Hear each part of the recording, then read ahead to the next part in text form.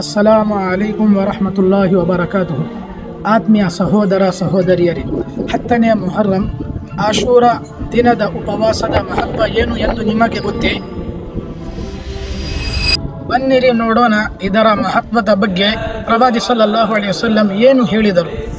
ಹಜರತ್ ಅಬು ಕತಾದ ರದಿಯಲ್ಲಾಹು ತಆಲಾ ಅನ್ಹು ಹೇಳುತ್ತಾರೆ, ಪ್ರವಾದಿ ಸಲ್ಲಲ್ಲಾಹು ಅಲೈಹಿ ವಸಲ್ಲಂ ರವರಿಂದ ಕೇಳಿದಾಗ ಪ್ರವಾದಿ ಸಲ್ಲಲ್ಲಾಹು ಅಲೈಹಿ ವಸಲ್ಲಂ ರವರು ಸಹಿ ಮುಸ್ಲಿಂ ಹದೀಸ್ ಸಂಖ್ಯೆ 1162ರಲ್ಲಿ ಹೇಳುತ್ತಾರೆ, ಸಿಯಾಮು ಯೌಮ ಆಶೂರ ಇನ್ನಿ ಅಹ್ತಸಿಬು ಅಲಲ್ಲಾಹಿ ಅನ್ ಯುಕಫಿರು ಸನತಲ್ಲತಿ ಕಬಲ.